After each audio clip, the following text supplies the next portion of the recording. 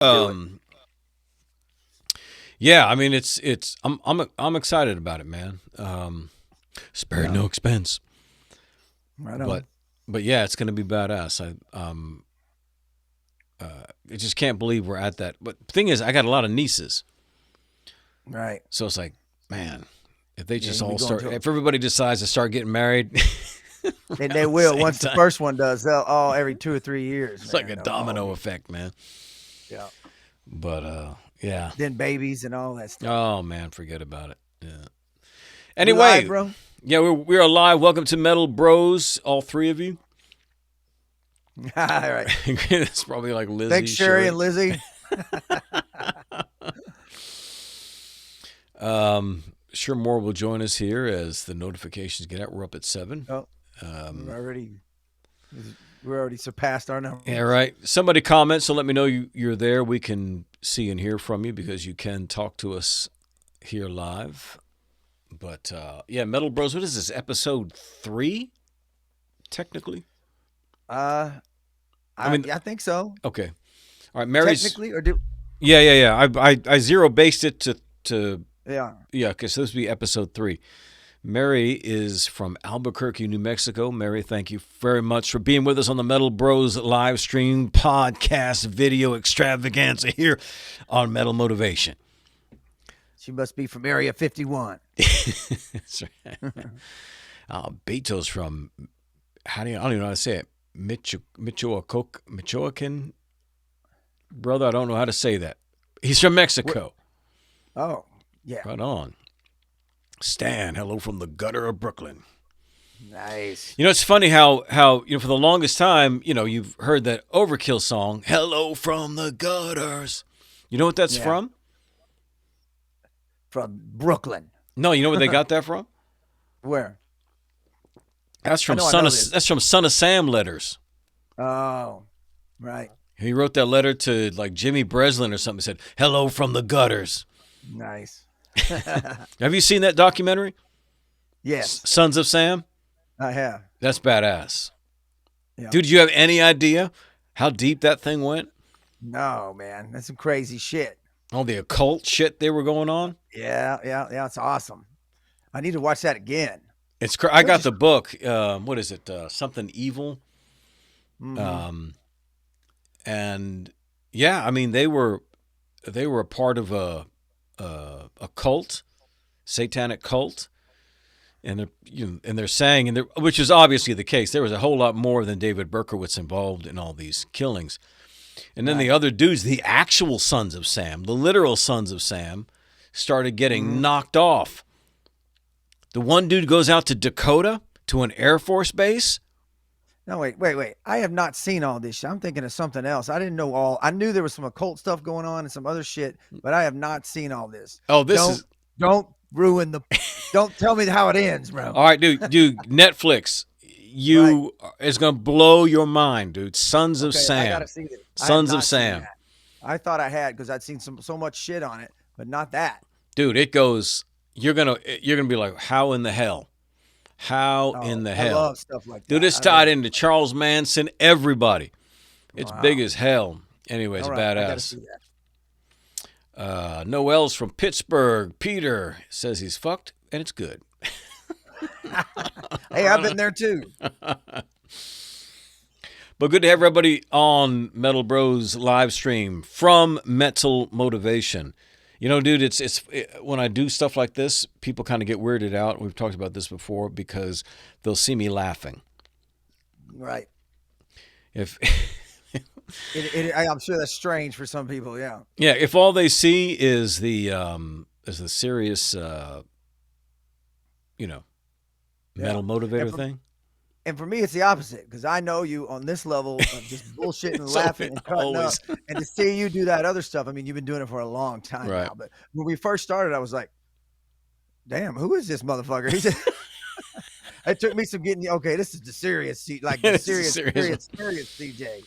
Yeah, I always tell people, CJ. Yeah, I always tell people, I said I have 2 speeds. I'm either deadly serious or goofing off. Yeah. One of the two. There's no middle area. There's not much gray, not much melancholy. I don't see much of the point. Linda here's from Asheville, North Carolina. Beautiful, beautiful city. In fact, Todd, if you guys came out here, that'd be a great place to visit because that's where the Biltmore is. Yeah. That's incredible country. What's the Biltmore? Biltmore is a Vanderbilt summer home. But okay. Did you ever see I don't know if you ever saw the movie Richie Rich? I don't know. Okay. Well, it's the mansion they're in is the Vanderbilt summer home. And it's massive. Who's in Richie Rich? Oh, I forget who plays. I forget. It's people you'd recognize, but it was. Yeah, I know the title, and I may have seen it. I'm just trying to think of who's. But that home was built during the Gilded Age, and so the Gilded Age is known because you had that industrial revolution money. So the Rockefellers, the Vanderbilts, the Astors, the DuPont families, all of these big New England blue blood families built these massive houses. And so there was no in between. It was like either these massive mansions on hillsides or there was the shacks everybody else was living in. And that was the Gilded Age. Dude, I knew a good friend of mine from L.A. He was from Montana.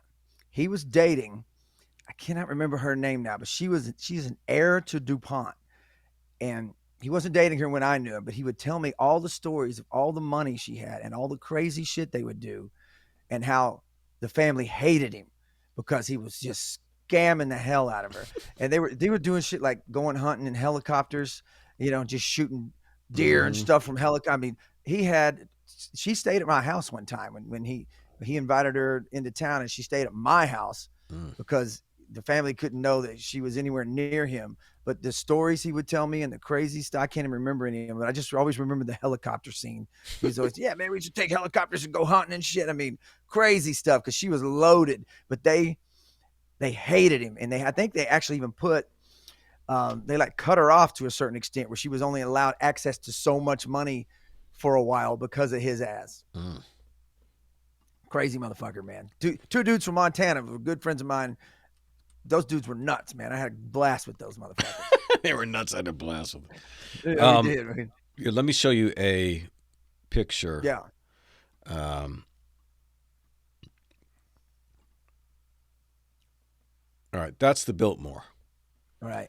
That's their summer home. Doesn't even look like a house, dude. That looks like like a museum or something in Europe or something. Yeah. So it's like on a mountain in North Carolina. I'm talking like deep western North Carolina. This is 120 plus years ago. Right. Do you know what it took to get all of that building material out that far? Do we even have illegal aliens back then to do that? No. Dude, you do the tour of the Biltmore and there's an indoor lighted pool in 1900. Wow. But no air conditioning, but no heating. Yeah, right. No air conditioning. It's totally cold. No refrigerator. Yeah. Yeah, it's absolutely, it's beautiful country. The Biltmore is beautiful. Everything around it it's just a great place to visit. And now I went to Asheville I saw Lamb of God and Gore in Asheville. It's called something like the Orange. Linda may know. It's the Orange. Was it Orange Peel or something? Is that bar called or venue? But I saw Lamb of God there with Aaron like back in 2009. Wow. Or something like that. Yeah, that was the first metal show. I think the first show period my daughter ever went to was Lamb of God with me in Fulton, California. Oh, really? I can't remember the name of the place. Maybe the Glass, something or other. It'd been there a long time, and it's the first time I'd actually ever been there. I kept hearing about all the shows there, and finally I took my daughter. So I was slowly like indoctrinating her and her friends in the morning. When I would drive them to school, I would play Lamb of God. I'd pick up her and her friends. They were all on the way to school. Maybe a 5-10 minute drive, so I could only get 1-2 songs in. And I would just play the most accessible one. What is that, Omerta or whatever? And I'd just play it every morning until they all loved it. They're like, that song's awesome. Then they all became Lamb of God fans. Yeah, man, you guys need to come out. Yeah, for sure. It'd be a great visit. But yeah, great country. All right. So, as a surprise to everyone in the world, yeah, out of nowhere, no lead up, no build, no pre-announcement, nothing, Metallica comes out with a new song. Yeah, I'd seen some of the posts when I was like, all right, I'm gonna try to find time to get around to it. Not really that excited about it. Not looking forward to it. Because you expected the same thing you heard before. I was expecting, Hardwired Part 2 or something. Right. Which wasn't bad. That album, first came out, you kind of, it was like, all right, that's cool. It's better than the other stuff. So you're like, this is acceptable. There's some decent songs on there, and I was just like, God, I hope it's not produced weird, because they have a habit of coming out with very weirdly produced albums. Yeah. I remember when And Justice came out, I remember thinking even that was not very good sounding. I did not like the drum sound on that. People don't realize when that first came out, that drum sound kind of sucked. You kind of got used to it, but the clicky bass drums and the flat dead snare and all that stuff, I was like, and no bass, no bass on it. I was like, this drum sound is not a good. This is not a good sound. I mean, the songs are well written and very over the top, but and good grooves and all that shit. But you were just like, that drum sound sucks. I never bought the excuse. Yeah. James said they were worn out from touring, and that's why there's no bass. Yeah. Well, I'd always heard that they just couldn't get the drums, and they couldn't get everything mixed in well enough without one drowning out the other. If they're sharing frequencies with the bass drums, and you can't hear the kick drums, one of them's going to drown out the other. It's a frequency issue, literally a frequency. They all share the same frequencies. You've got to spread that apart, and you got to know what you're doing in the studio. And if, comes the final mix and you can't fix it in the mix kind of thing, all else fails, you turn down the bass, I guess, to almost nothingness. I actually have a great story about that. Let me show everybody the beer I'm drinking now. I picked me up let's see, little Megadeth beer. About to say, that's a Megadeth song. Yeah. Speaking of Metallica, here's a Megadeth beer. It's not bad. So I was dating this girl back in LA. We had a roommate. Her name was Anna. She was from Arizona. Same place as Jason was from. Jason was from Flotsam and Jetsam. He was from Arizona. She used to date him in Arizona. He got in the band. Yeah, he got in the band, and she didn't see him for a long time, and then they reconnected somewhere. They saw each other somewhere. They started going out again and hanging out. This is while they were doing And Justice. And she was at the table, and she told me this story years before I even read it in a magazine. She says, I was sitting there with Jason and James and Lars and, Kurt. I don't know who all was there, but the two main guys were there from Metallica. And when Jason said, Jason did a toast. They did a toast to the new record. And Jason says, yeah, here's to no fucking bass. And toasted him. And he was pissed. And then later I read the exact same story word for word. So I know it was legit. I was like, yeah, she told me that story way before I ever read it in a magazine. But she was there when he fucking gave him the finger pretty much. Can you imagine how he felt? Because he was the new guy. How's he not supposed to take that personally? Dude, and he, and that's always been the issue with Metallica and him, because they just kind of treat him like the new guy from day one. They never kind of got over it. And you saw what they did in Some Kind of Monster with Trujillo. Yeah, right. Yeah, they were going to make up for it, but it was the wrong guy to make up for it. It was. I've never heard. But $1 million helped Robert be like, yeah.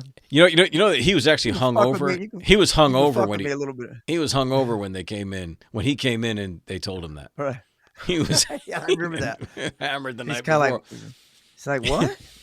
But I mean, there's nothing that I have heard bass wise on the album since he's been in the band that makes me go, wow, what a great choice.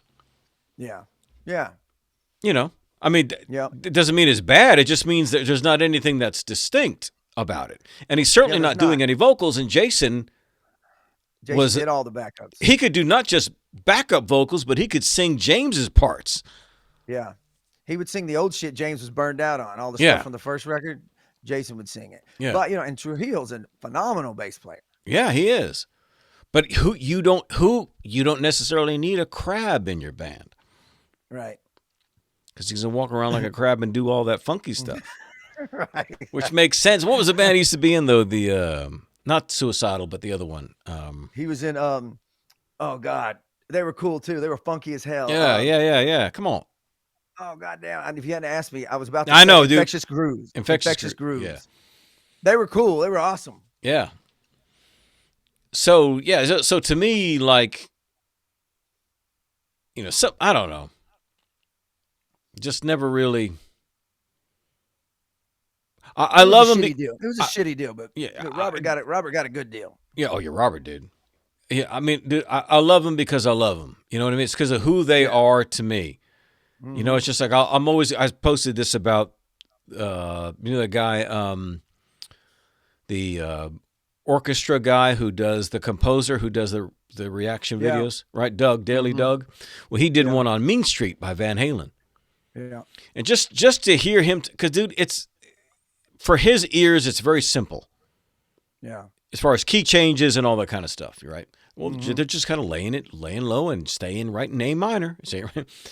But as I'm listening to it, I had this greater appreciation for Van Halen. I was like, especially Eddie, because he's a shred, dude. He is who he is. He could have just dominated the song like an Yngwie or Steve Vai or whoever the hell else it was, but he doesn't. He adds color to things, and his rhythms. And this guy, he goes, we talk all the time about, Eddie's leads, but his rhythms. He had such a groove, dude. And I said, what? That's where Daryl got it from, because Daryl had a groove, and you get that from Eddie.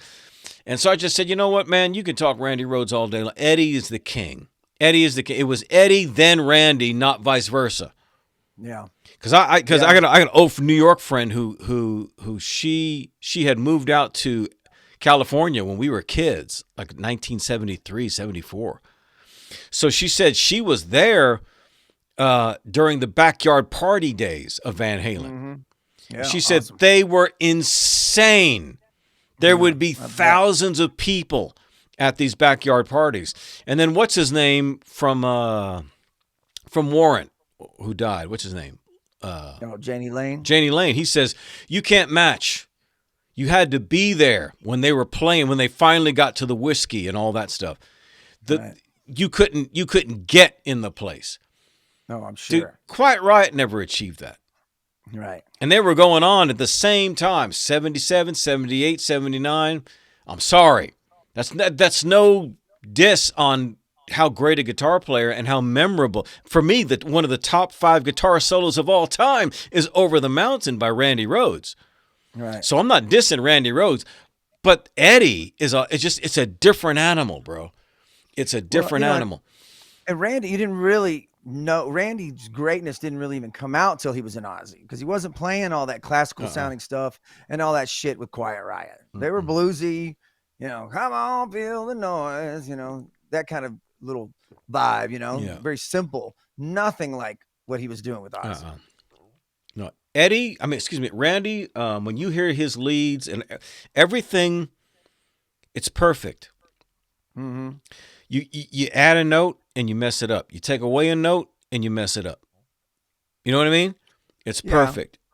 I think it's a matter of taste with between Randy and Eddie, which, because of the if you like the classical touch to it, if that resonates with you more, then then you kind of gonna lean that way. But as far as like influence and changing the game, dude, if Blizzard of Oz would have came out in 78, like Van Halen 1 did, it wouldn't have created the revolution that Van Halen 1 did. That changed the world, bro. Yeah, dude. Everybody stopped in their tracks when they heard. I mean, the first 2 tracks, bro. I remember this. I remember moving to Texas from New York as a young teenager, and we were having to work in the yard in that freaking clay bullshit Texas soil in the summer, and there were older kids I'd never. Everybody was huge to me in Texas. There's a bunch Right. of older kids in a Camaro in the middle of the summer. Sun was going down. They had the windows down, and somebody was playing this music. And I heard "Running with the Devil." I heard that Yeah. siren in the beginning, and Yeah. I'm frozen, dude.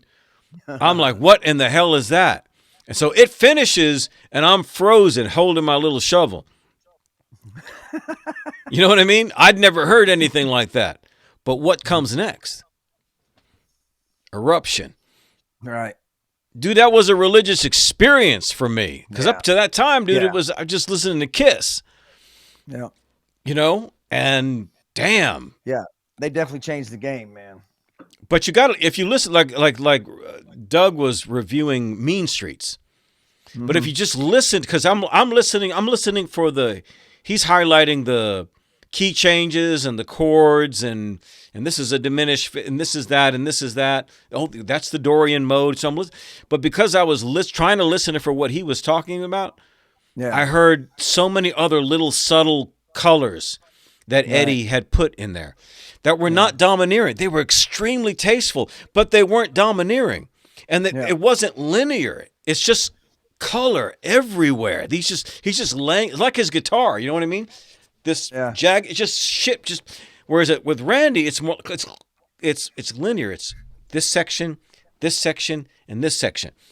Whereas Eddie's everywhere, but he's not domineering the song. It's all still about the song. He's letting David Lee Roth be David Lee Roth. Yeah. It's beautiful, dude. Which eventually got on his nerves. Yeah, that's right. But you know, as far like you said, he didn't get enough credit for his rhythms because his leads were so phenomenal, and that tone and just his little style and all his little feels and all his just little things, like you were saying, that he would just place just perfectly here and there with so much feel and that party feel all the time. You know, they never definitely like Randy was one of those, like, we're going to record this. I'm going to do 4 tracks of this lead. I'm going to play it over and over until it's perfect, each one on top of each other to layer it and make it sound. Yeah, he was definitely more a guitar teacher versus a student of the guitar. Yeah. You know, that's probably where the two different styles and the reason they kind of come across the way they come across. Yeah, it's just Eddie had a very weird. Eddie didn't have a classical trained approach to it. So he approached it from, I don't even know where the hell it comes from. Just strictly as if there was no rules or whatever. Like he wasn't borrowing from anybody. He was just kind of like, I just picked this thing up and started figuring it out. Yeah. It was. I didn't go back and check the book to see if that was an actual chord or not. You know what I mean? You know, like not going through Ernie Ball's fucking catalog of guitar lessons and shit. And there's my buddy Kelly McLaughlin. Kelly, good to see you, man. Awesome, man. Pessimist, bro. I am morbid. Freaking hey, man. Every time I see a post from Kelly, I just go, that dude's metal as hell, man. I've shared pictures of pictures and shit that he's done. I'm like, this is what metal's supposed to look like. All the time, man. I'm like, that dude's fucking metal and cool at the same time. Yeah, hell yeah, dude. Hell yeah, he's a metal motivator, man. Okay. Yeah, we need to hang out sometime, Kelly. It's been, I don't know how long we've been friends on Facebook, but damn, too long. That's right, Sherry. Yeah, Dime was buried with Eddie's. Which one? Which guitar was it? Was it the yellow and black one, wasn't it? Yeah, yellow and black one. Yeah, something was off of. I think so. Van Halen 2. Yeah, I believe so. Well, you know, speaking of rhythm, and we were kind of on a Metallica kick before we somehow got into Van Halen, but James, okay, as a vocalist, James does not get enough credit. I don't sound like Hetfield, but I have definitely borrowed everything from Hetfield as far as attitude, clarity, but yet still ballsy. Right. Hetfield is one of the best at being all of that at the same time, and yet still accessible. Yeah. But still with an attitude. He's always even, except maybe like Kill 'Em All, where he was just, his balls hadn't dropped yet and shit. But, he's always had that just anger, but still very clear. You know what the words are, and just attitude and good phrasing, great lyrics, and playing killer rhythm guitar on top of it at the same time. Never gets enough credit for that whole thing. as a package, I believe, Yeah. you know. No, I would agree with you. I mean, what a transformation he went through. I mean, he talks a little bit about it in the Some Kind of Monster, Yeah. where he says, you know, he blew his voice out on the Black album, Right. Right. and so he didn't know how to do any kind of vocal preparation. So he started to do, you know, little scales and whatnot, Yeah. and just things to train his voice. And so he learned to have better control over it. And so you do hear it on the Black album, which is, again, you've mentioned this before. You know, that's the album where they both grew and then they lost. They suffered attrition of their fans up to that point, and then they went through the stratosphere. And to me, that's a metal record. Always has been. I don't care about the ballad stuff. You know, they always had ballads, you know, Fade to Black. They always had. I mean, Rodney being the guy who pointed that out to me, he goes, you know, listen to Nothing Else Matters. He goes, it's just kind of a watered down version of Fade to Black. I mean, he's always had a one song where he sang clean, and they did a bunch of, you know, more acoustic sounding stuff. You know, not necessarily acoustic, but, you know, definitely a mellower vibe. I mean, One has got I can't remember. I mean, clean singing. He's always done it. It's just the structures of the songs were a little more complicated and not just so straightforward as everything on the Black album was. Sorry, so do you think that's where the hate came from, or was it because the initial haters saw jocks and their sisters and whoever else started to appreciate it or became popular? And I think it's a little bit of all of that. I mean, I think you've got, you know, this is my underground band who's starting to become huge, you know, even though Master of Puppets really kind of started to propel them, and then One, which the ballad, you know, like we were talking about last week, One being a video for Metallica for the first time and it taking off.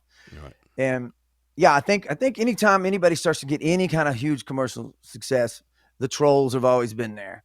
You know, they're always there. They always hate it. They either taking it personal to some extent, is that they've lost something of theirs to the mainstream, you know. And then, you know, the songs were definitely more commercially written, all of them, you know. And back in, you remember at one point, you know, say even take Master of Puppets, you've got your commercial songs on there, you know, you've got your slower songs, your more mid-tempo songs, and you've always got Battery, and you've always got the other songs that were like, there was always the one or two songs off of every album back in the day where you're like, okay, that's the commercial one. You know, all the rest of the shit's going to be heavier because that's the one they're playing on the radio. You know, so you know the rest of the shit's going to be heavy. But in the case of the Black album, they were all pretty much commercially accessible, the entire album. And it was well produced. You know, I mean, it sounds massive, you know, especially for back then, you know, the toms, everything. It was just a well-produced album, you know. Well, yeah, I mean, you compare the Black album, for example, to the production of Cowboys from Hell. Yeah. You know, or if you compare the Black album just to the production of And Justice for All, where I was just talking earlier about that shitty drum sound that later just kind of became accepted, you know, just because, you know, you kind of just get used to things, you know, and you don't listen to it every time like you would a Saint Anger and go, okay, that snare is driving me crazy every time I listen to it. That's a whole different animal. You know, that's what I was saying earlier. And especially with this new song that they've got out, it's well produced. There's nothing weird about it. It's not some Rick Rubin bullshit. I'm sorry, people think Rick Rubin's some genius or whatever, but Rick Rubin is the driest producer there is out there. You come in and your shit's dry. Hardwired album that their last album they did had a funky fucking little distorted, or it was overdriven, or I forget what the story was, but when you first hear it, you're like, those guitars do not sound that good. They're dirty. You know. That's not where Metallica should be. They should be with some of the best producers. Their shit should be coming out sounding fucking huge, dude. Well, that's the thing. I don't even from a songwriting perspective, because I think of, for example, look at Judas Rising. Not the band. Look at Judas Rising, the song. So many years removed, right? Priest comes back together after Demolition. and listen to that song. That's on a level of like Electric Eye. Yeah. You know what I mean? And so and a lot of the bands that aren't in the big four, Testament, Overkill, dude, they put out fucking bad ass, well produced, well written, heavy ass shit. I can hear a Testament song and I go, I can't tell you what album it's off of. Right. You know what I mean? They're like it's like they're all sound like they're from the same album. I can't really tell much eras in some of these bands, but you look at like Overkill, like Bring Me the Night.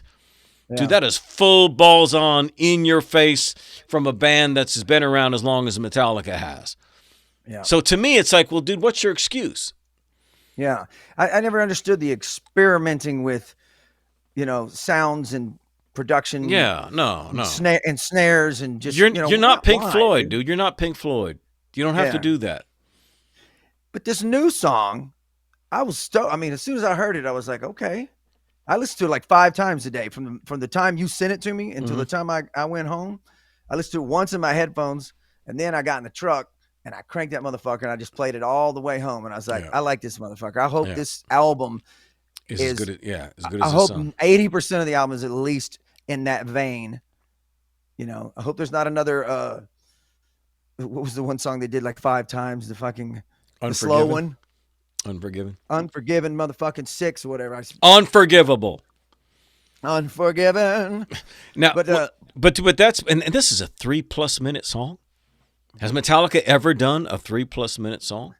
It feels longer too, but and this is going to be the first one out the gate. Starts off double bass out the ass. There are not even a lot of songs still to this day where you can put on a song that they're going to play on the radio, and they're going to start playing the shit out of this. They haven't already. They're going to play this on the radio, and it's going to have a shitload of double bass in it. And there's just still to this date aren't a ton of songs where there's just predominant double bass in a song that gets played on the radio. Yeah, this is Motorhead-ish. But that chorus, dude, is pure new album. You know what I mean? Budgie, just that it is that. I mean, dude, my mind went straight back to those days, and so I don't know. I'm curious what the rest of the album is going to sound like, man. I am too, because sometimes you need to hear things in context to the rest of the record. You know what I mean? Yeah. But this song's killer right out the gate. I mean, instantly I was like, okay, I like this. Before other stuff, I was like, okay, I want to like this. I appreciate what they're doing and where it's headed. I do need to hear some other songs, but this one, you're like, this song rules, man. I just hope their other songs are like this. Yeah. I mean, it's I didn't know they were doing anything. I'm sure they were, but there wasn't any. Jeff Dennis goes. I didn't know they were doing like a whole. What radio? I was thinking that too. What radio are they playing it on?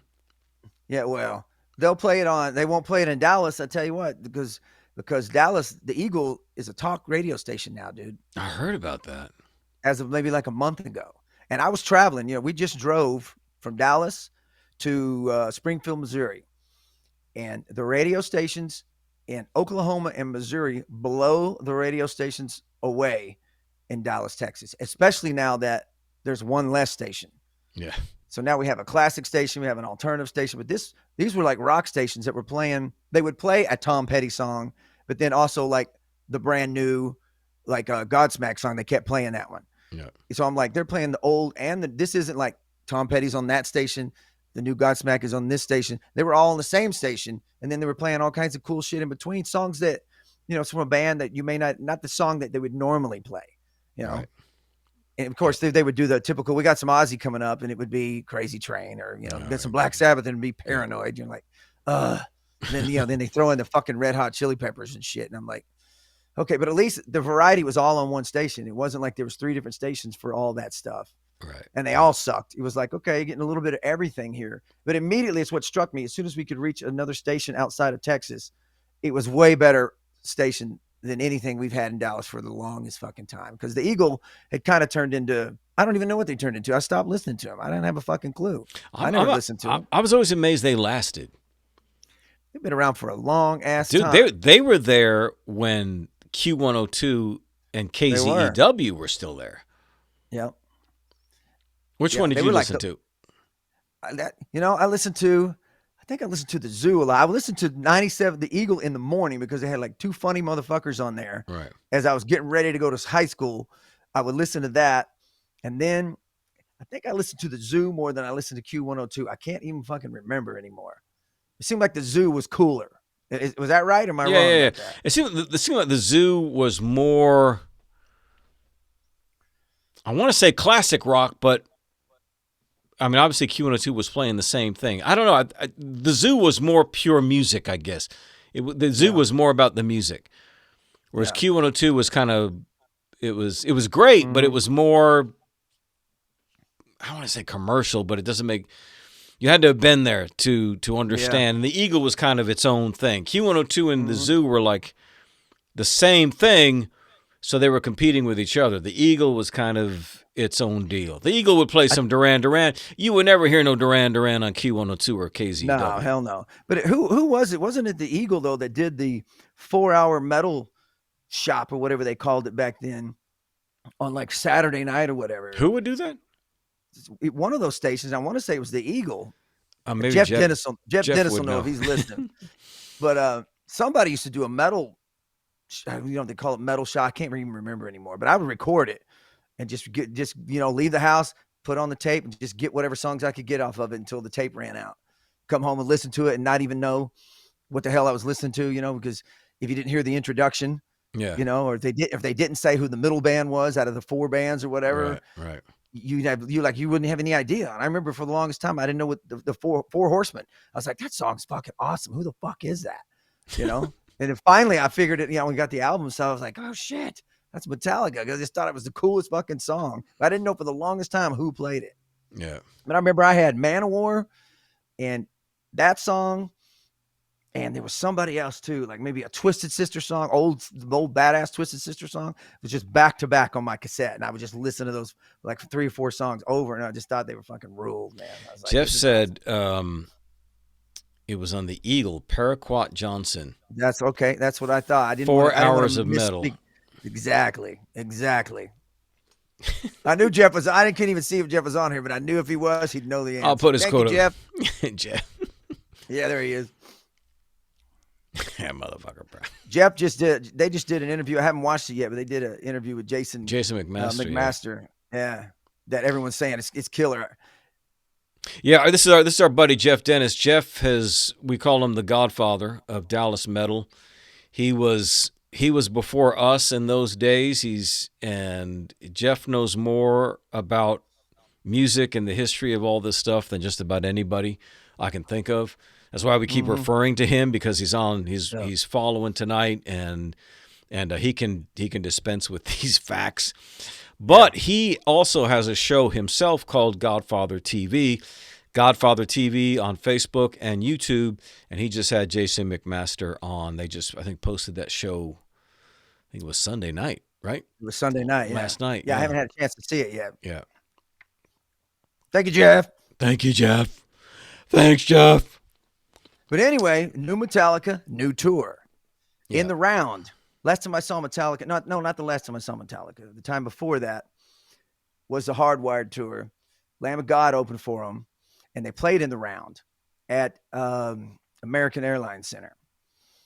So they literally are in the round, perfectly round deal. They have what they call a snake pit in the middle of that circle is the snake pit, and then they have general admission outside of the round stage, and then all the seats.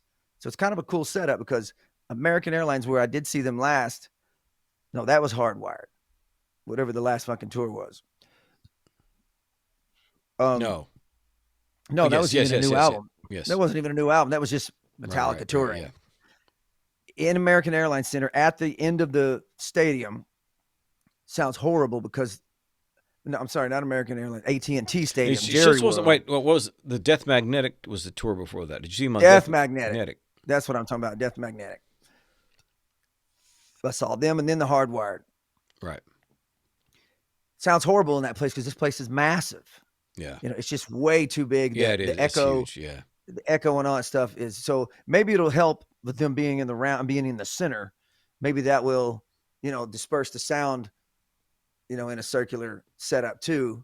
up above the stage. So maybe that will help. Maybe that's the best chance you have of that venue sounding good. But Pantera is going to open for them. Yeah. They're playing 2 nights. Once with Pantera and Mammoth, which is Eddie Van Halen's kid. Right. Are opening the show. And then 2 nights later, they're playing another completely different set with Five Finger and 9 Ice Kills, I think is what they're called. One of my daughter's favorite new bands. So they're playing twice at the same place at Cowboy Stadium. I believe a day in between, like the 18th and like the 20th. But Cowboy Stadium, right? AT&T Stadium, yeah. Cowboy Stadium, whatever you want to call it. That's massive. Jerry World. It's massive. They're playing 2 nights. 2 nights. Dude, I saw them on the Hardwired tour, 2018. Took my kids. And I did too. That's the last tour I was talking about. Yeah, our big indoor stadium is the PNC Arena, where the Carolina Hurricanes play, and anybody who does anything big goes there. It's been there at that time, it had been there for 18 years. Right. So we went to go to the event, and we go on the highway to pull off on the exit to go into the stadium. So when you're pulling off on the exit, you can obviously see the stadium right off the highway. We pulled off that night, and it took 2 hours from the exit to get into the stadium. Oh, man. Not to get to the stadium, just off the exit to get into the stadium. We were like, something has got to be wrong. We had to park way the hell out there. So we come walking through, we go into this thing. The next day we read, heavy metal band has record attendance for the entire history of the PNC Arena. They'd never had an event that packed as the Metallica show. Wow. Dude, it's a band called Metallica. Yeah. How does that happen, dude? How does the biggest touring act of history be a band called Metallica? I don't know, but that's why people hate them. Yes, exactly. What's funny is because from a business standpoint, I was walking. My kids and I were walking through the parking lot to get to the venue. So obviously, you're walking through a shit ton of cars, and I noted to my kids, I said, look around, look at all the cars. Right. You wouldn't know that we were at a Metallica show. You would think we were at the Super Bowl. Right. There was SUVs, there was Mercedes, now you compare that to going to see Metallica in 1984 and what the cars look like in the parking lot. Yeah. You know what I mean? And that's when I realized somebody's dad's car. That's when I realized there are brain surgeons and bankers and, gas station owners and managers of restaurants who are Metallica fans. Yeah. Oh, yeah, for sure. Yeah, to be able to play that venue and be the biggest event they've ever had and then play 2 nights. And, tickets are going to be outrageous. They're going to be through the roof. They're going to be hard to get. You got Pantera piled up on top of the first night. That's going to be the hardest night to get tickets to. Yeah. You think, there's 2 nights, but everybody's going to want to go see that first night in Dallas. We're going. Yeah. I said, the great thing about it is there's a huge general admission section. It's basically the whole field is general admission because they're set up at the 50-yard line. Right. So everything around that to the end zones is general admission. So you have this wide, you could probably sell more seats that way or more tickets that way because there's fewer asses that have to actually sit in a seat to take up space. It's just bodies, So it's going to be a motherfucker. See, now they know they can get away with that. Now, no, I say get away with that. I don't mean in a diabolical way. Yeah. It's just, if you and I were to say, we're going to have a Metal Motivation event and we're going to charge $1,500 per ticket, ain't nobody showing up, bro. No. You know what I mean? No, but if we could just get one person, just one person, or just 2, it'd be worth it. It would be sad. But be a good night. But they know they can do this because they know what I saw that night in that parking lot. Oh yeah. Because when I went into the venue, dude, it took a little while walking around before I saw somebody with long hair. Right. I saw tons of kids running around, teenagers. Yeah. I'm like, this is a Metallica show? Yeah. Yeah, it's gonna be and I think it's not even until like August. Damn. And the tickets go on sale, I think, like Wednesday. So boom, here's a tour, here's a new song. Nobody knows anything about it. Next thing you know, here it is. We got a new song, new tour. We're back. Damn. We're Metallica. We can do this. We can do this. We could not even put out another song and probably do this. Oh yeah. Yeah. Like the Grateful Dead. Just tour and tour and tour and never make records. Yeah. Jimmy Buffett. You don't need any more fucking songs. No, hell, you just need one. Yeah. You got that one song and that one other one, and that's good enough. Well, James got to pay that divorce lawyer. Yeah. Oh yeah. And that payout, because you know he's going to lose half of everything. You see the meme where it was James and the kids and the wife, and then one of the kids they had him looking just like Dave Mustaine. The redhead. Yeah. Oh man.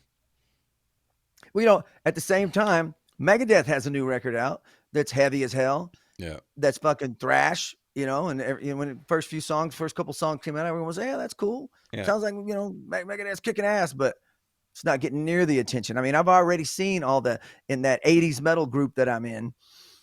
I immediately saw somebody one guy said, I will take a shot for every time somebody reposts a new Metallica song. And then people were like, well, looks like you're not getting drunk tonight, or same old shit. And sounds like this song and this by the time it ends. And everyone, and then some people are like me, I'm like, I'm on there. I love it, bro. Here, drink up, bro. Cause I'm posting it. And then I posted our show. I said, if y'all want to talk some more about this shit, come over here and talk to us.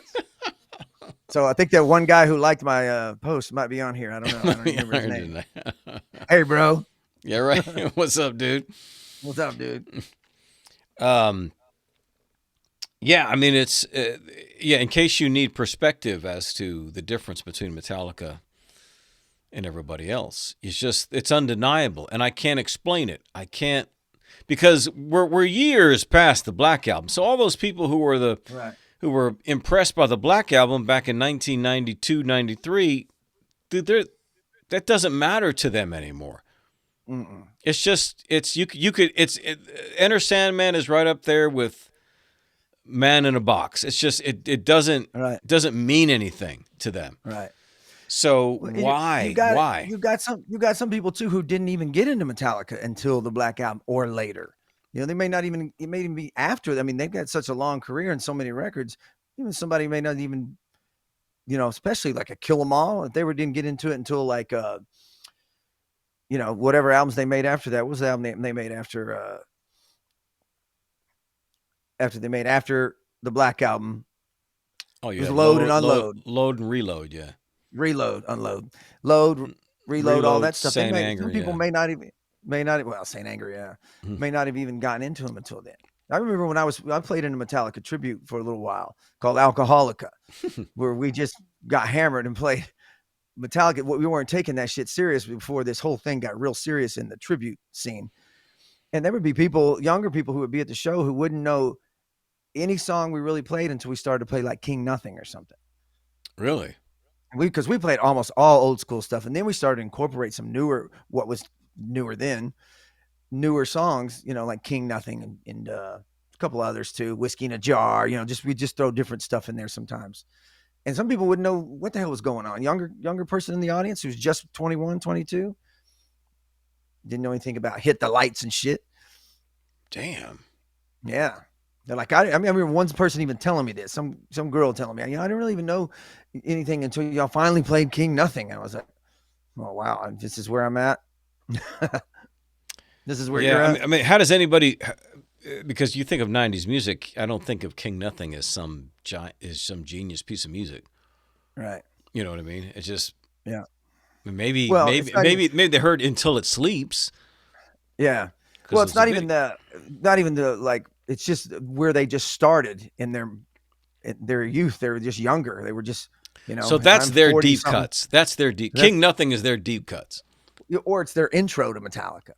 That's like their first album. But where do you? You know? I know, but where do you hear King Nothing? Because it wasn't a video. There was no. How do Oh you yeah. stumble Well, upon King Nothing? It's like a deep track on a yeah. '90s record. Like Yeah. I can understand Fuel.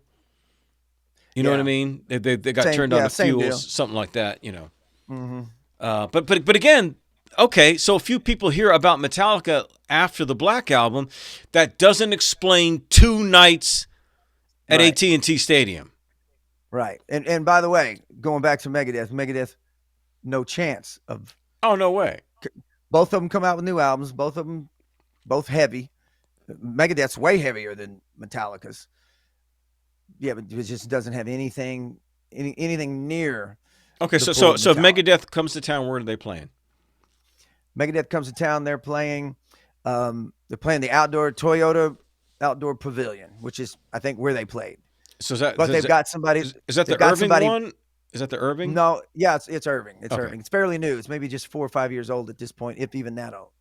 So they're probably playing. They did play there, as a matter of fact. That's where they played, and they had like, gosh, who opened for them? I don't remember who opened for them, but they're bringing another fairly good band with them. Like a Queensryche or or like Scorpions and Megadeth tour together. Last tour Megadeth did was with Five Finger Death Punch. Okay, so all right, so if I'm trying to get a bearing on the venue, so if Iron Maiden comes to town, where are they playing?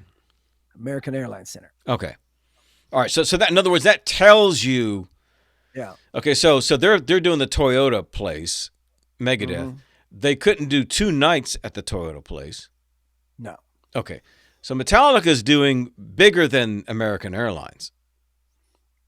Oh yeah. This is the biggest venue, period. The biggest possible place you could play in Dallas. Biggest possible place you could play in America. Yeah.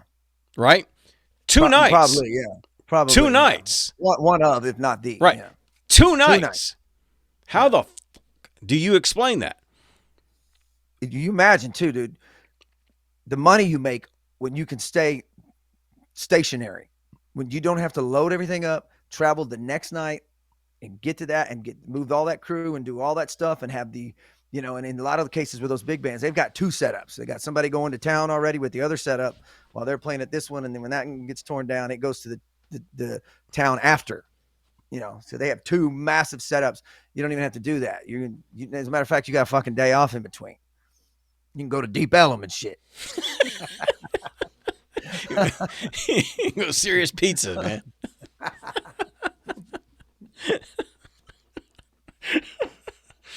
So you imagine the cash you're raking in when you're stationary and you don't have to do all that. And then in their case, dude, they're only doing a few shows. So that's what's going to make it harder and more expensive and harder to deal with, because there is no other show in Texas. I don't believe there's like, there's a show West Coast, East Coast, Canada, probably Midwest somewhere.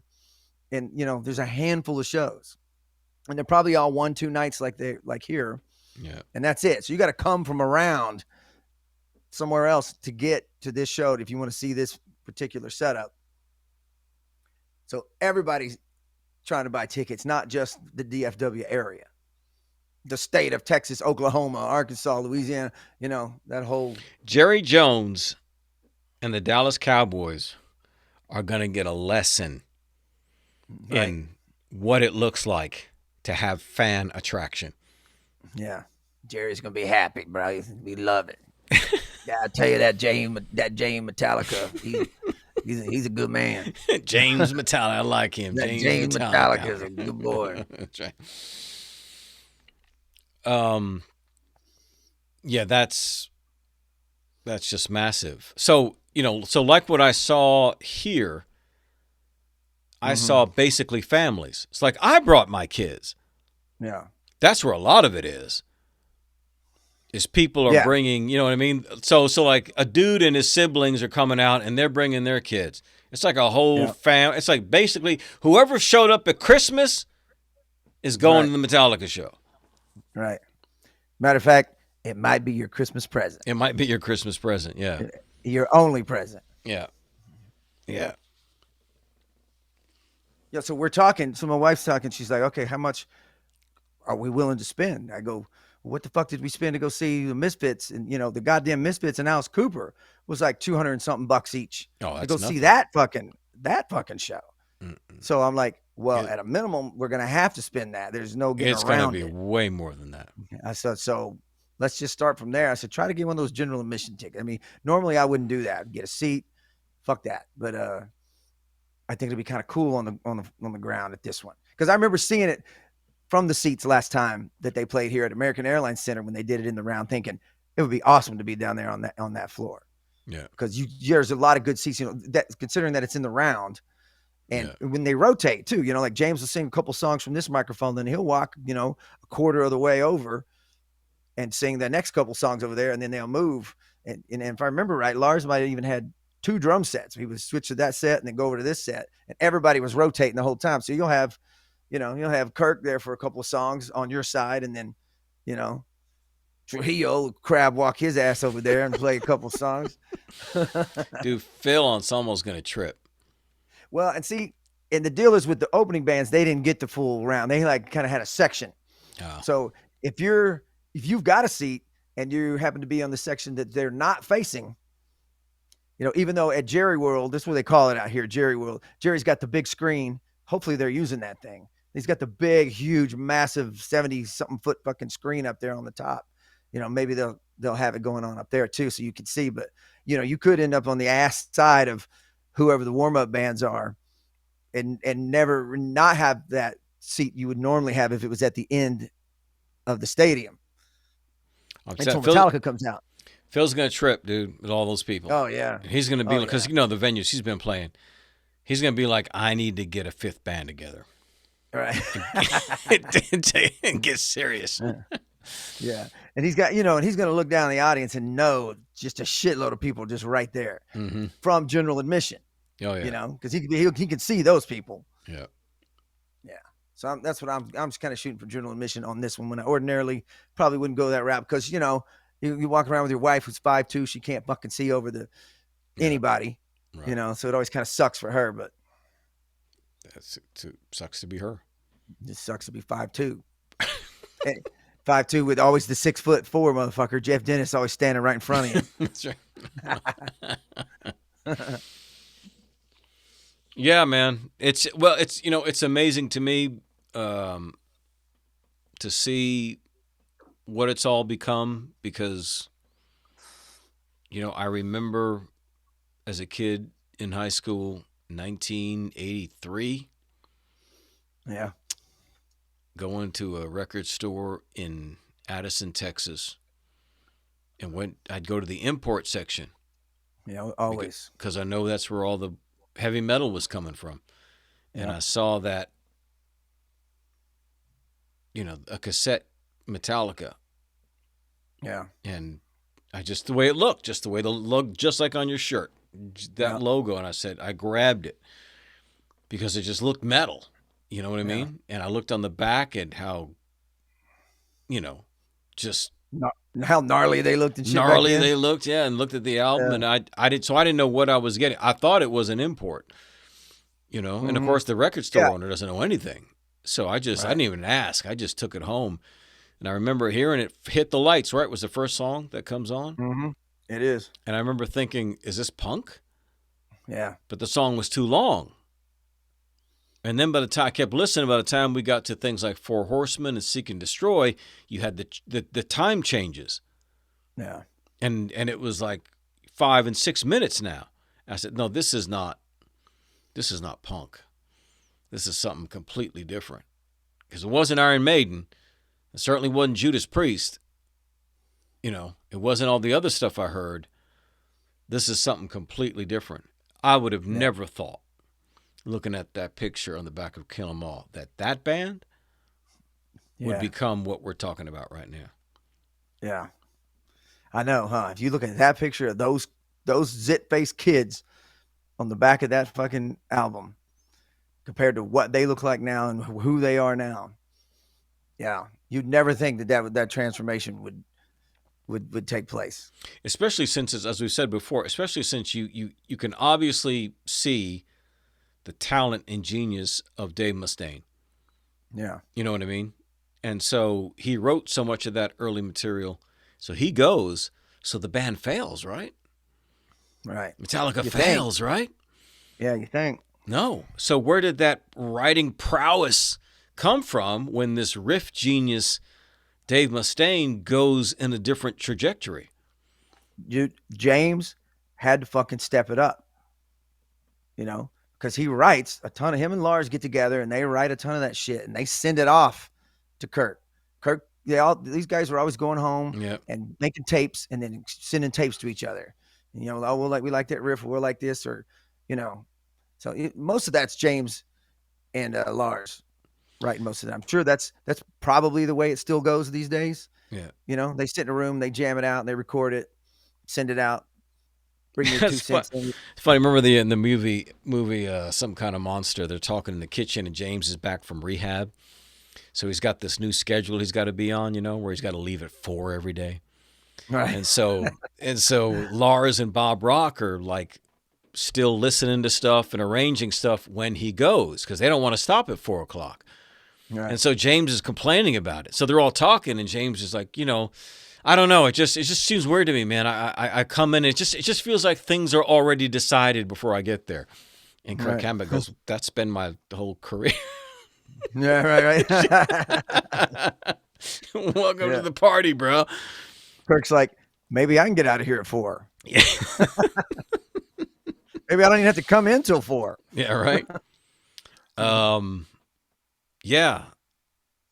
I mean, like for me, when I think of the most ferocious heavy metal performance I've ever seen, it's going to be Metallica at the Moscow 1991 show. Creeping Death and all that stuff. Oh, dude, it's unparalleled, man. There's nothing even remotely close to it.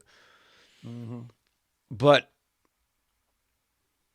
I don't know whether it's just that you know too much about them, where you feel like, okay, well, again, 2 nights, years removed in 2023 at the biggest venue in America. Yeah. What am I missing? And their newest song is going to come out. It's going to start off with a bunch of double bass and shit. Yeah. Just right out the gate. Yeah. Just right out the gate. Just double bass through a majority of the song. That's not Jay-Z. That's not Bruno Mars. That's not whatever the hell. That's not Taylor Swift. That's not Billie, whatever her name is. And it'll be number 1 on the charts, too. Just because. It'll probably kick Taylor Swift off the number 1 thing if she's there. I think she might even be there right now or whatever. Probably kick her right the fuck off. Well, and I guess the point I'm trying to make is, as a communications specialist, that's my profession. Mm-hmm. It's the social dynamic at play that I'm interested in, because I know it's more than just what record came out. They're not selling out 2 nights at this venue because of the record that just came out. There's something else that's bigger than the music itself that's at play. Well, you got to think too, like we said before, when the Black Album came out, and then all of a sudden you've got, your high school jocks like it. The military people are starting to dig this band. Everyone loves Metallica. All of a sudden, that might not have been that familiar with them before. They are, you could finally act like you like metal, because there's something you can understand with this band. There's something that's grit, and like I said, with James's ability to sing clearly and have attitude, yet still melody. There aren't a lot of singers like that. You've got so many. I hear it all the time. I always check out new music on my feed because I'm always wondering how this is going to go. It always starts off killer. Everybody's production is always pretty good these days, because people can produce their own shit and it sounds pretty fucking good. Right. It's definitely better than metal bands' production in the early 80s, which lost a lot of people, based on poor production. But now you don't have that excuse. It comes out, the music's there, and then that dude, no one has the clarity. No one, there's a death metal or a screamer or whatever. And I love vocals like that, but I'm sick of them because it's kind of like the new generation. That's all they do. There is no other kind of Hetfieldish type of dude coming out that just sings with power. You know, it's anything new. It sings with power and clarity, attitude, and still some melody. You know. Well, dude, the best by far since those guys, the best by far since those guys has been Dan Camilleri from Mashiach. Dude, Yeah. he's better than James, but he's got that. He's got that masculinity. He's got the growl. He's got everything. Peter Leach says, "Are we reading the comments?" Yes, we're reading the comments, but you got to say something worth me stopping, bro. You said great. Says you gave vulgar display to your friend once. I got home to UK. I don't know what the fuck that means. So if you're gonna talk, give me something that I need to post. So yes, I'm reading your comments. But anyway, go ahead. I can't see the comments, so okay, he can't see the comments. When we get something good, we'll post it up there. But yeah, I mean, okay. So my point being, I think, was where I was headed was that this is some you know, like the common man, so to speak, can finally be into metal. Like they wanted to be, but they just didn't get it. You know, it's kind of like trying to listen to Ghost or something for me. I'm like, I want to like Ghost, but I listen to them and I don't fucking like them. But this was something different. This had all that. It had the groove. It had the production from the Black Album. It had things that turned them around and made them an arena band. I mean, they wrote that album, the Black Album, to be an arena band. This was arena. That's literally what they said. These are arena songs because we're starting to realize we're playing these big arenas and we need songs that are very clear and precise and can be heard from the back row when you're playing Hit the Lights. No one can understand that. No, they can't. They can't. It's not audible in an echoey fucking arena. So they wrote dum dum dum dum dum bam bam. You know. It's important. It's important for people to understand that there was a. Right. It was more than just musical development. It was more than just creative development. That this is what we want to express. No, it was intentional. From a practical purpose. But that doesn't make it bad because heavy music or marginalized music like punk or whatever had to do that. For example, when punk came out in the middle of the prog era. Remember all the Yes albums and all that crap was like 2 and 3 records, and it was these massive 15-minute songs. Rush was playing 15-minute songs.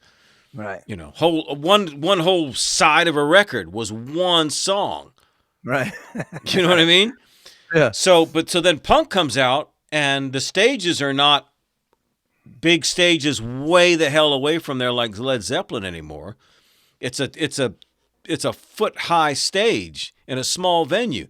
So people are like in your face and jumping on the stage and getting kicked back in, and there's the moshing and the slam dancing and the stage diving. So you start writing music that's conducive for that.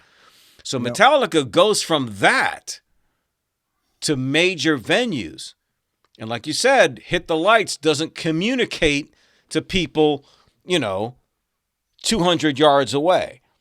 Right. So you got to start changing the way your music sounds so that it can communicate to people that far back, not just distance, but also acoustics, echo, et cetera, et cetera.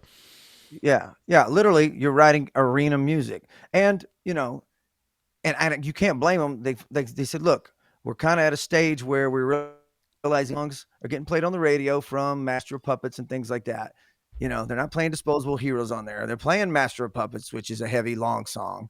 But before that, I remember the first song they were playing on Master of Puppets was Leper Messiah, because it was dun dun dun dun dun. It was a very mid-tempo. Dun dun dun dun dun dun dun dun dun dun. They were playing that song, which was like had that regular, just good 4/4 tempo. First, and then they started playing the other stuff, and then some of the more heavier shit. There was that album just had a bunch of. That was a great album, Master of Puppets. So then they write the arena record, the Black Album, down the line to make money. They're like, we know we can write an entire album of those Leper Messiahs, and fucking make and do this for the rest of our lives, comfortably.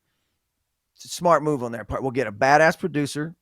We'll get a fucking rock guy to come in and produce a metal album, which is sort of a rock metal album on today's standards.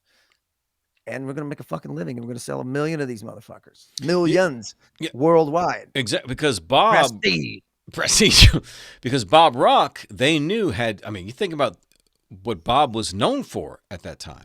Didn't he do like Dr. Feelgood? He did Dr. Feelgood, and that was one of the things, the examples they used. They were like, I want that drum sound, you know, that fucking, and that guitar, you know, just fat, big fucking arena sounding fucking drums. But go back just a few years, and they'd beat the hell out of you if you had a Motley Crue shirt on, you know. Oh yeah, and now they're using not their producer, but one of their producers. Yeah. To create their biggest selling album of all time, I would imagine. Yeah, they became, you know, it was growth as a band, because by the time the Black Album came out, they had, I mean, I believe what James says in the sense of their mental, emotional, and physical exhaustion by the time they did Injustice for All. I think that was definitely something that plagued them. So they have this time to rest. They got settled in with Jason by now. Yeah. So they're in a different place. The 90s has begun. They've had time to grow. They've had time to think. So you talk about the Black Album, you talk about a very, very intentional record. Right. And it did, like you said, and it set them up for life. Yeah. It did. And then, because they've been able to do whatever the fuck they wanted to do since then. Yeah. Nothing like the Black. They didn't really do anything like the Black Album again. Never. Their albums all kind of had a little bit of a, you know, the next album was completely different trip. You know, that's Until It Sleeps, and they had a whole different, like, and you thought, okay, this is going to set them up so they can go back. I used to always think, okay, they're going to do their one commercial record. So now the next record, they're going to just go back and be heavy as hell. They're going to do a Master of Puppets kind of thing again. These bands almost never return to those kind of things, you know, especially with that kind of success. They never go, well, let's write an album similar to the one that didn't sell nearly as much as the last one. But that's the thing that, again, it kind of puzzles me about them, because the Load and Reload were experimental. Yeah. You know, whereas you had the bands who weren't a part of the Big Four, like Testament, Exodus, Overkill, and they didn't do that.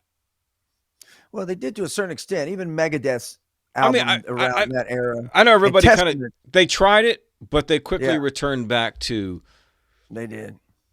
And even to this day, they still stay in their lane, if you could say that. Whereas Metallica still feels like they have to, it's not prove a point. They feel like they have to.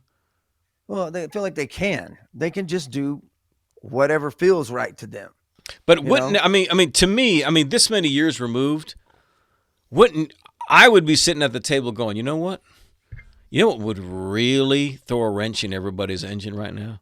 If we did write another Master of Puppets. If we did put out something that was just metal as shit. There was no experimental, there was no moods, it was just full on metal.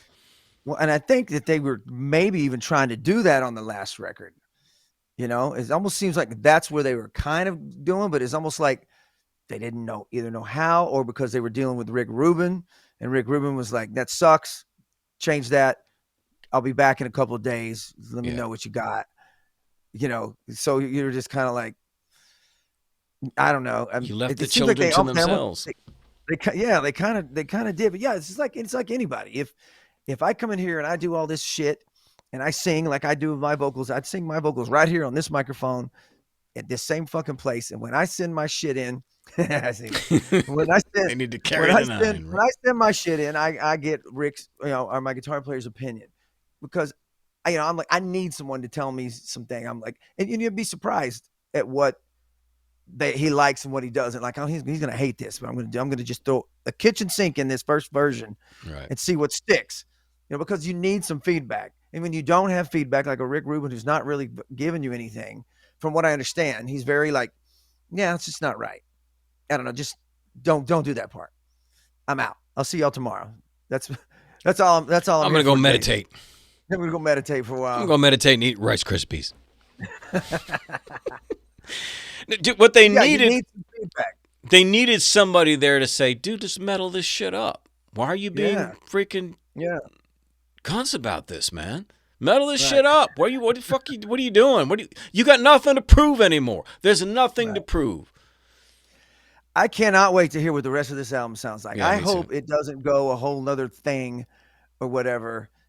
I got a feeling this is, I mean, you kind of almost have to, you know, or you're going to have this like discombobulated fucking record if something else is from left field on the next thing that's not even similar to it, you know? Yeah.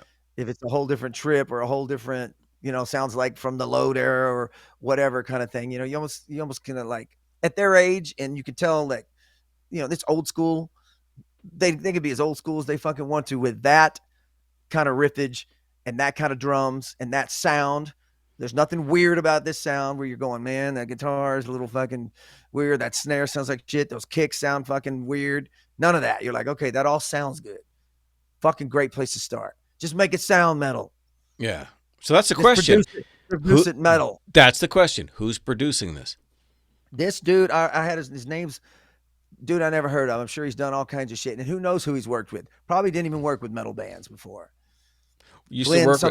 Worked with Whitney Houston. Worked with Whitney Houston and the Red Hot Chili Peppers or something. Actually, that was fucking, what's his face, Rick Rubin. Produced by David Foster. Emmy Award winning David. He rearranged everything on the piano. And Clive Davis. Yeah. And one song they brought in Quincy Jones. Fucking he did all the electronic tracks. Those are great documentaries too, though, man. You seen all those? They are, man. Quincy's fantastic. Clive Davis is badass. What was the other one? Yeah. David Foster. Mm-hmm. They were all good. You haven't seen that one? I haven't seen the David Foster Dude, one. you've got to see the David Foster one. You would love that. Is he kind of a prick? Totally, yeah. Because I've seen him on TV many times before, and I always think that guy's a dick, man. I can tell. But he's so good. You're like, well, shoot, this guy can do whatever he wants, man. Right. I mean, he's got like 18 million kids from 15 different wives and whatever, you know. And they all love him. That's why he's pissed off. He was committed to, but just all the stories of how he found Michael Bublé, how he found Celine Dion, how he got Whitney to do that for whatever song that was, where she just goes, I mean, just crazy, crazy stuff. But yeah, he's a genius, man. But yeah, so it's almost an hour and a half on Metallica. Talked about Metallica like a motherfucker, and I wasn't expecting that tonight. I didn't really know exactly what we were going to talk. I thought, I got one out of town. I'll talk about some of that. Thanksgiving, vacation, and then Metallica drops a new song. I'm like, where's my Metallica shirt? I'm like, pull it out of the dirty clothes and shit and put it on. Okay, I don't understand what this is. Peter just keeps writing stuff. So if you get a chance, please give Peter Cook and Dudley Moore a check. I don't know who Peter Cook is. I know who Dudley Moore is. Dudley Moore is funny as hell. Yeah, he is.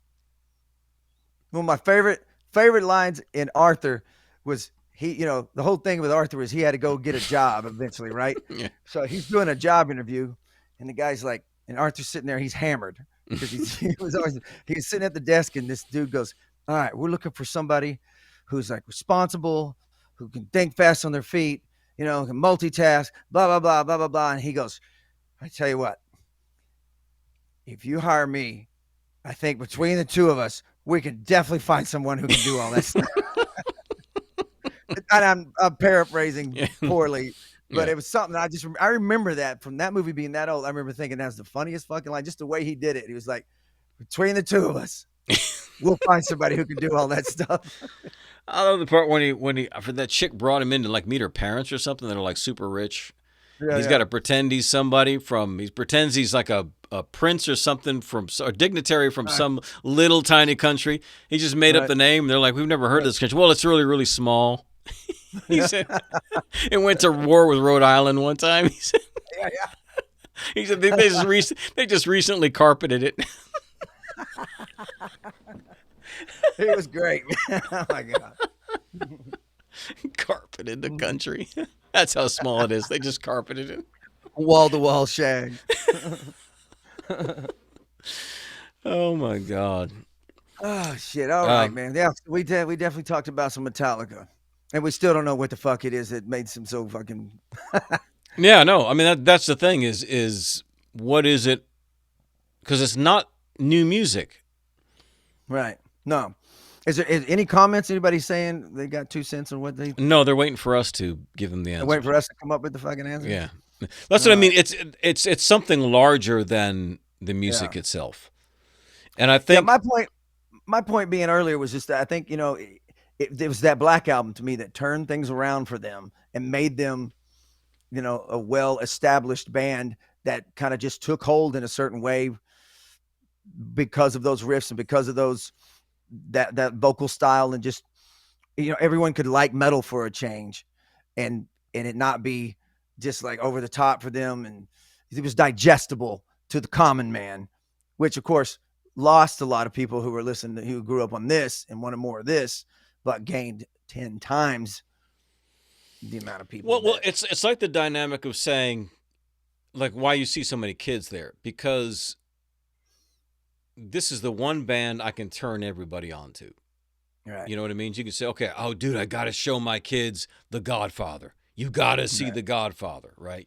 Or you got to see this, whatever. You know what I mean? So it's something classic Americana that is the gateway into a whole world of music. You don't give people Napalm Death, right? For their entry. You give them something like Metallica. And so, a dad who grows up, who has kids who grow up, he turned them on to that stuff. He's told them about it. The kids know that stuff. So it's just those kind of dynamics at play, and not simply, they can sell out 2 nights at the biggest venue in America, right? Because of the last album. Yeah, because most people couldn't even tell you what song was even played on the radio from the last album. No, the majority name one song off the last majority two of people. Majority of people that will be at these shows will not be able to name the songs off of the last 2 albums. Yeah, and that would be me. I couldn't name all the songs off of those fucking albums. Yeah. And they here's what they did with the last album, the Death Magnetic. When you bought the tickets, they sent the CD with the tickets. They weren't even trying to sell the CD. It was just part of the package. Wow. They're like, we don't give a fuck about, we don't care if you buy it or not. We're going to give it to you. It's part of the deal. Like years ago, I think it was early 2000s, there was a Judge Roy Moore in Alabama, who was a courthouse judge. And he's the one who had the monument of the 10 Commandments outside of his courthouse, and they were going to remove it. Right? Right. So all these Christians got out there and they were laying their bodies in front of the monument. And I remember saying, even back then, I bet you all the people that are laying their bodies out in front of that monument can't even name 3 of the 10 Commandments. Right. You know what I mean? Yeah. It's not about that. It's not about knowing the details. It's about the larger idea that drives this sort of thing. So it's like, what does Metallica represent as an idea to all of these people, to this massive people? What do they represent? What does Iron Maiden represent? What does Van Halen represent to these people? Like someone was telling, somebody posted something earlier, it was a meme. It had a picture of Zuckerberg, Steve Jobs, Jack Dorsey of Twitter, and somebody else maybe. But it said, Zuckerberg, I created Facebook. Steve Jobs, I created Apple. Jack Dorsey, I created Twitter. And then it had this old picture of Jimi Hendrix as a baby with his mom. And she said, I created Jimmy. Right. And it's supposed to be like, and I said, dude, Steve Jobs is greater than all of them. I said, every single day of my life since about 1990 has been increased, enhanced, and completely facilitated by the creations of one Steve Jobs. So don't give me Jimi Hendrix. I said, I can't tell you the last time I heard fucking Purple Haze. Right. That you know what I mean? It doesn't work with me. It's just, practically speaking, what of these great American things, these great icons, what is the big idea that's behind them that makes them last as long as they do? Because, I can listen. I remember I was a Jimi Hendrix fan. That's where I started, was Hendrix. For me, the first heavy song I ever heard was Helter Skelter by the Beatles. Right. That's the first time I ever heard, like, really distorted, like, did I get to the bottom? I go back to it. Right. It's like, whoa, what the hell?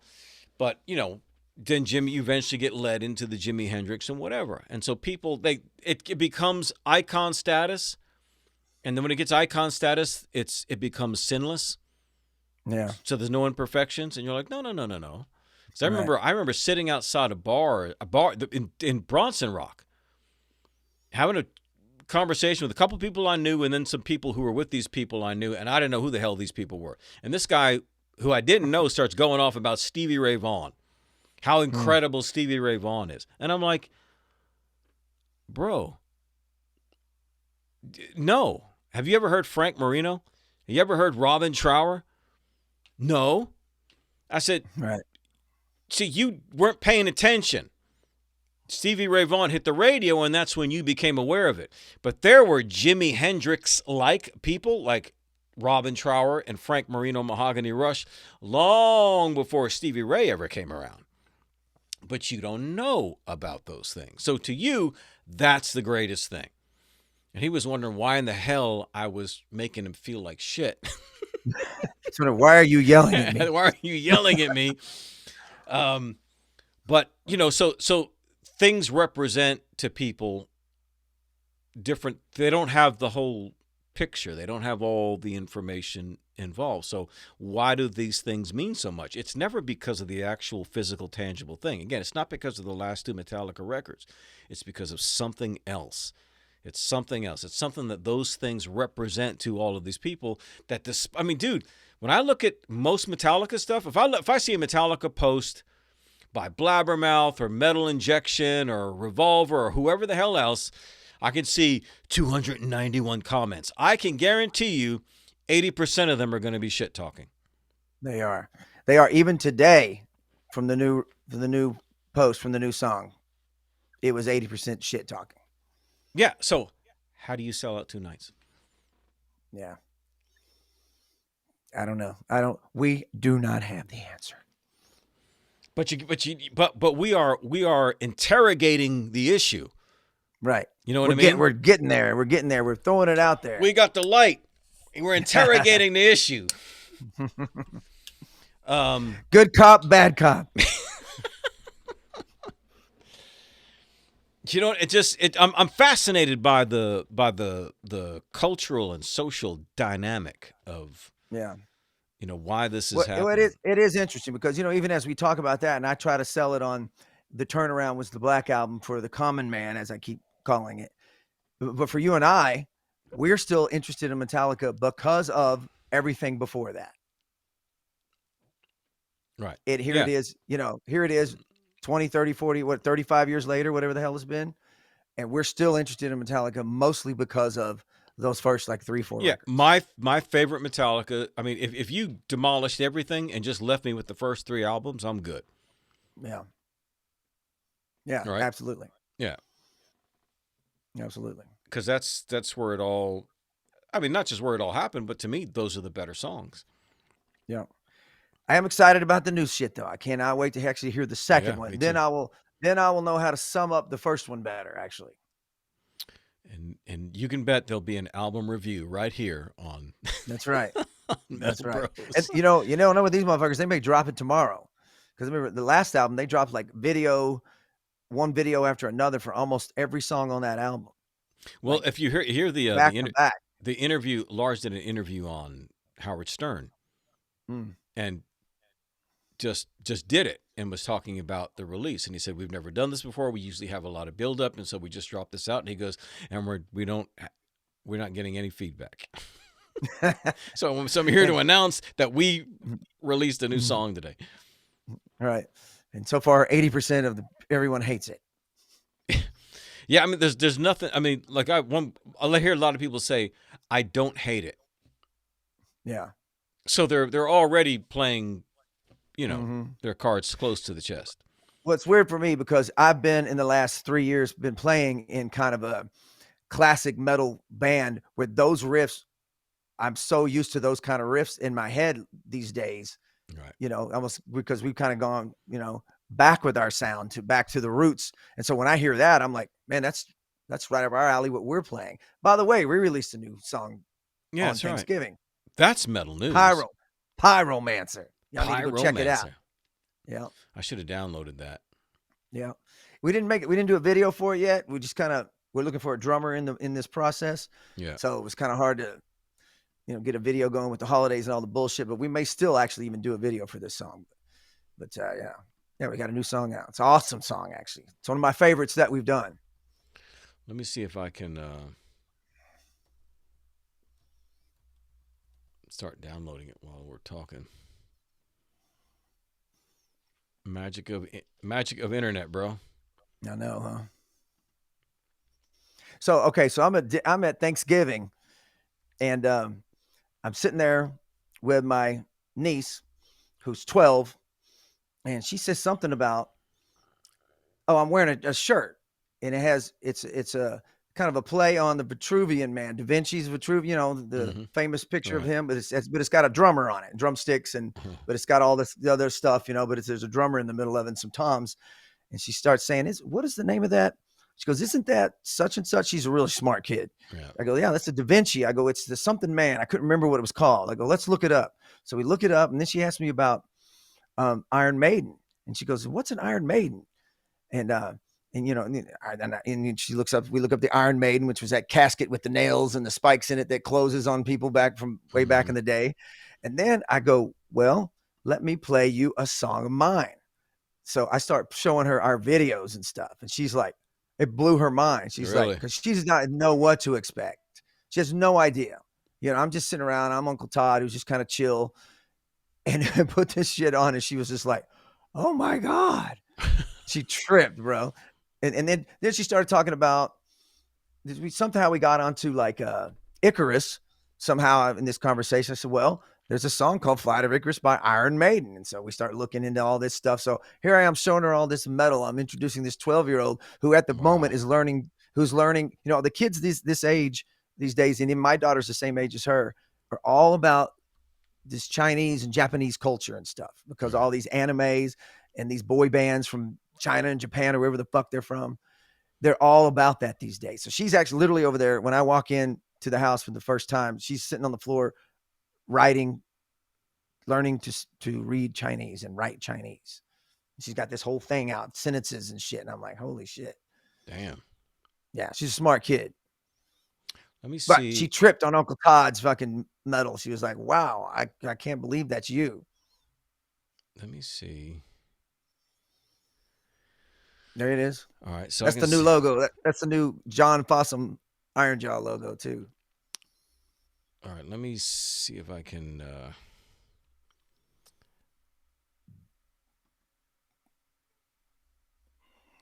right. Let me know if you can hear this.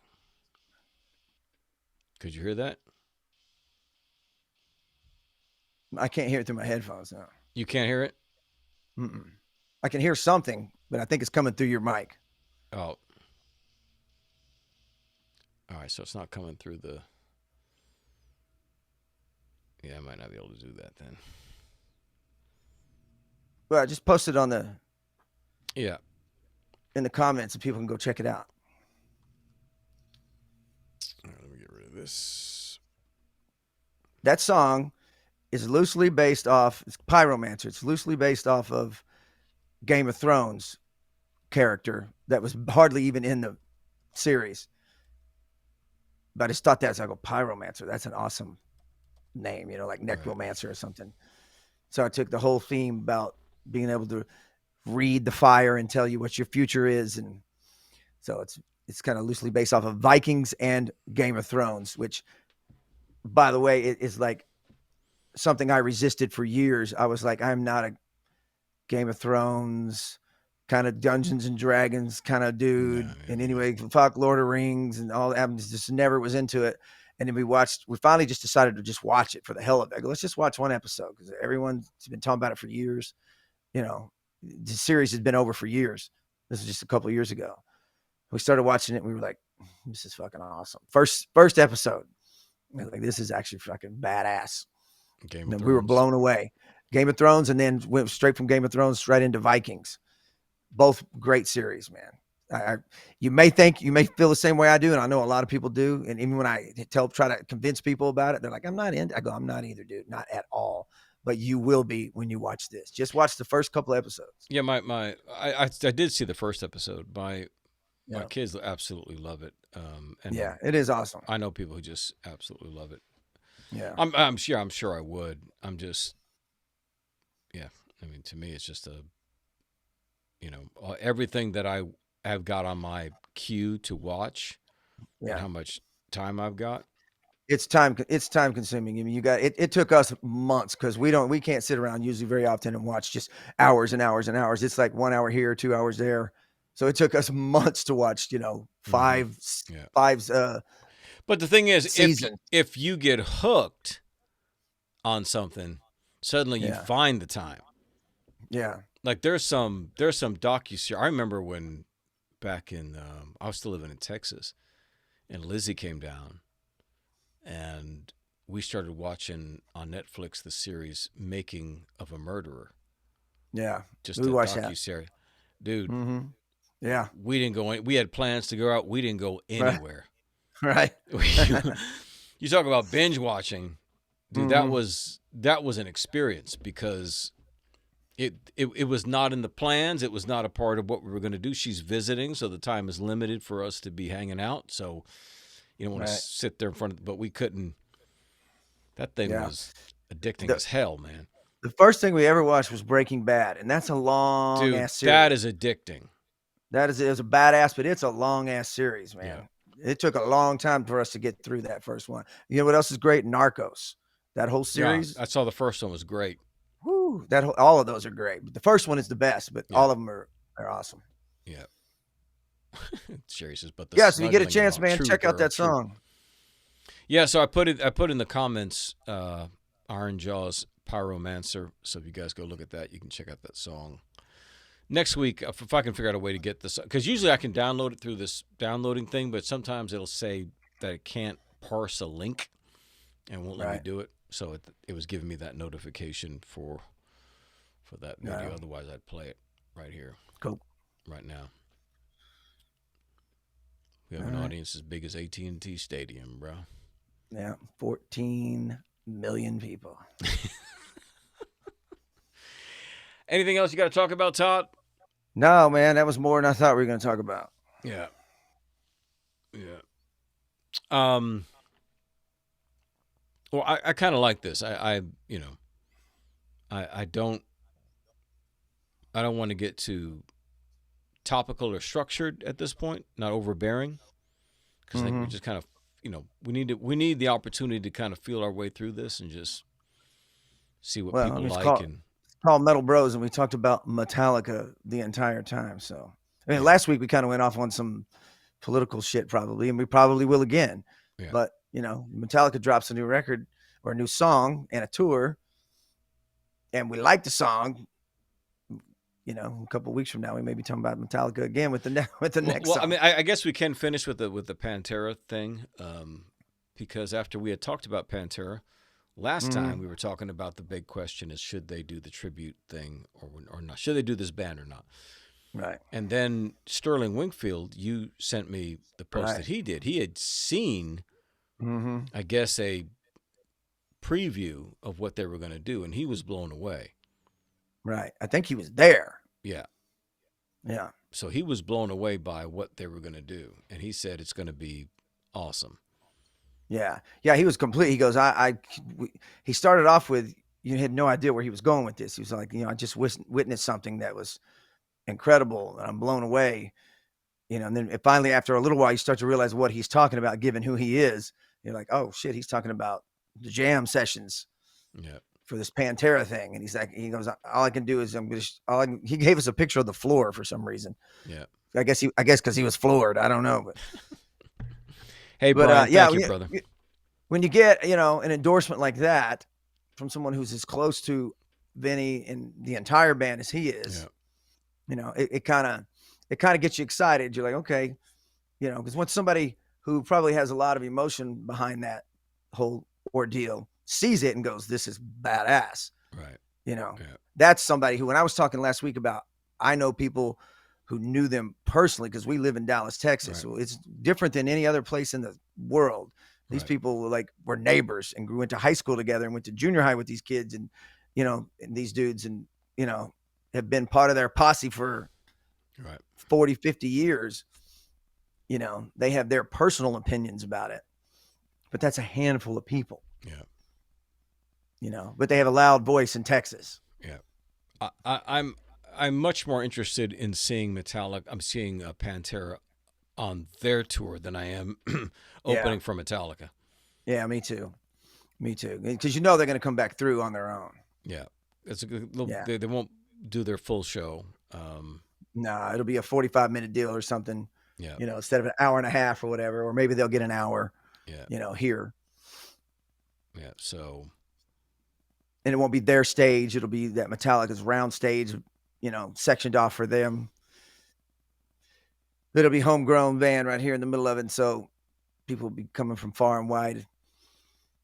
Yeah. And then they'll do their own tour. Yeah. And, and that's the deal. If you don't give a shit about going to see Metallica, but you want to see Pantera, you probably could just hold off and go see Pantera. Yeah. Don't pay those ticket prices to, yeah. You can go see Pantera play at the Bomb Factory or something. I remember we went to Austin with my brother and to go see Megadeth. Yeah. And Volbeat opened. Oh, yeah. And dudes were sitting next to us who got up and left after Volbeat finished. Remember that? Oh, I don't remember that. Yeah, they got up and left after Volbeat. They just came to see Volbeat. Just Volbeat.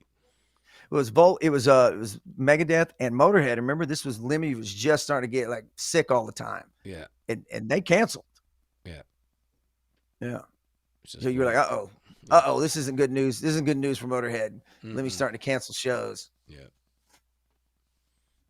Yeah, I started going back through that documentary again, the Lemmy documentary. Yeah. Forgot how good that was, man. Mm-hmm. That is a good one too. Yeah, you hit me up with that Mike Inez clip. I didn't even remember was even there. It was like drinking a beer with the guy. We're like, no way. Here's your bottle. Here's your bottle, you cunt. I love James's explanation because I've never seen him say something stupid. I've never seen him fall off a stage. I've never seen him whatever. Because it would be kind of weird, right? For Lemmy to be sober and on you, man. Dude, I met Lemmy at the Rainbow before he was ever hanging out there as a regular. He was just in town. He hadn't moved there yet. Right. And I remember I walked up and said, Lemmy, what's up, dude? And he said something to me, and I could tell he was hammered, and in his accent, and he was just like, oh, what's up? And I was like, right on, bro. And I just fucking shook his hand or something and just kept walking because we were passing each other in the hallway or something. He said whatever he said to me, and I was like, I just fucking met Lemmy. Awesome. Yeah. And I don't know what the fuck he said to me, but it was some serious shit.